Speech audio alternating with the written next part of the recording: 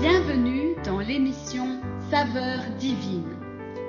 Cette bonne nouvelle du royaume sera prêchée dans le monde entier pour servir de témoignage à toutes les nations.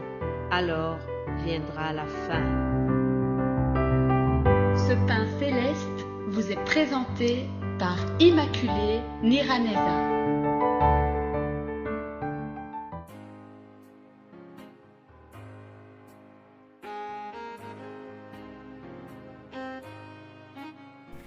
Verser de l'encre dans les ondes, changer le ciel en parchemin, tendez la plume à tout le monde et que chacun soit écrivain.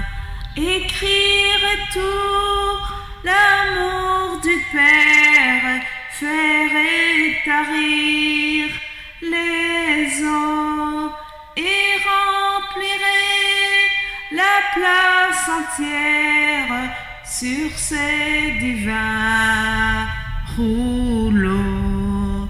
L'amour de Dieu, si fort, si tendre, est un amour sans fin. Tel est le chant qui font entendre les anges et les saints. Alléluia. Les bien-aimés de Dieu, je reviens encore pour parler de l'amour de Dieu. Vous êtes dans l'émission Saveurs divines. Oui, comme dit le cantique, l'amour de Dieu est si fort, il est si tendre. C'est un amour sans fin, c'est un amour qui ne change jamais, c'est un amour que personne ne pourra nous voler, c'est un amour gratuit aussi. Oui, c'est par amour que Jésus est venu gratuitement pour nous sauver, pour se sacrifier pour nous les humains. Mon frère, ma sœur, aujourd'hui je viens avec deux affirmations. C'est que rien ne peut nous séparer de l'amour de Dieu.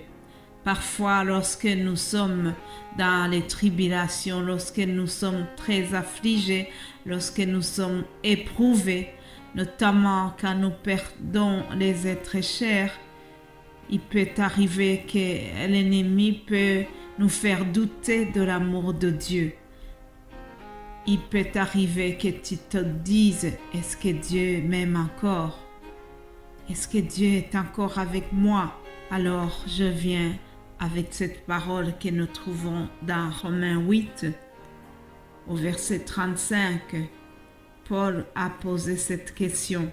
Qui nous séparera de l'amour de Christ? Est-ce la tribulation ou l'angoisse, la persécution ou la faim, la nudité ou le péril, ou qu'on nous mette à mort tous les jours, qu'on nous regarde comme des brebis destinées à la boucherie? Mais dans toutes ces choses, nous sommes plus que vainqueurs par celui qui nous a aimés.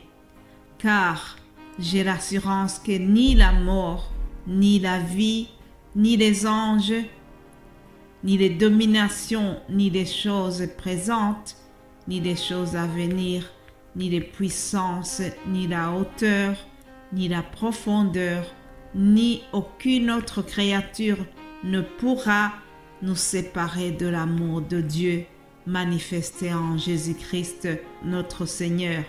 Je voudrais vraiment que nous puissions retenir cela, chers amis. La parole vient de souligner que aucune créature, aucune chose, aucune puissance ne pourra nous séparer de l'amour de Dieu. En effet, l'amour de Dieu est fort. Il n'y a rien qui peut le retirer. Mon frère, ma sœur, je voudrais t'encourager, quelle que soit la douleur de ta maladie, quelles que soient les souffrances subies, je voudrais vraiment encore une fois te rappeler que rien ne pourra retirer l'amour du Père Céleste à ton égard. Quelle que soit la souffrance liée au deuil, rien ne pourra nous séparer de l'amour de Dieu. Oui, chers amis, dans ce monde, nous avons beaucoup de tribulations, beaucoup de choses qui nous affligent, mais il y a une chose qui doit nous consoler, c'est que nous ne sommes pas de ce monde. Ici, nous sommes de passage. Notre destination, c'est les demeures que Jésus a préparées pour nous. Lorsqu'il est parti, il nous a dit qu'il est allé nous préparer des places, afin que là où il est, nous y soyons aussi. Alors vraiment, rappelez-nous de cela et rappelez-nous aussi que rien ne pourra nous séparer de l'amour de Dieu. Alléluia. Une autre affirmation que je voudrais donner, c'est que l'amour de Dieu est immérité. Nous n'avons rien à faire pour mériter suffisamment l'amour de Dieu. C'est gratuit, c'est par la grâce que Dieu nous a aimés. C'est par la grâce que nous sommes sauvés. Alors, nos efforts ne peuvent vraiment aboutir à l'immensité de l'amour de Dieu. Non, c'est par la grâce qu'il nous donne cet amour. C'est d'une manière vraiment imméritée que nous sommes aimés. Lisons la parole de Dieu, Éphésiens chapitre 2, au verset 8. Il est écrit: car c'est par la grâce que vous êtes sauvés par le moyen de la foi. Et cela ne vient pas de vous, c'est le don de Dieu. Ce n'est point par les œuvres, afin que personne ne se glorifie. Alléluia. Nous sommes sauvés, nous sommes aimés de Dieu gratuitement. C'est par la grâce que nous sommes aimés. C'est par la grâce que nous sommes sauvés, par le moyen de la foi en Jésus-Christ, afin que personne ne puisse se vanter des bonnes œuvres. Il y aurait déjà qui pourrait dire: moi j'ai fait ça, j'ai donné autant, alors je mérite l'amour de Dieu. Non, tout cela ne vaut rien, chers amis. C'est par la grâce que Dieu nous a sauvés, c'est par le moyen de la foi, et cela ne vient pas de nous-mêmes. C'est le don, c'est un cadeau de Dieu, comme vient de nous dire la parole. En effet, c'est très librement, sans être contraint, que Dieu a fait une alliance d'amour avec l'humanité.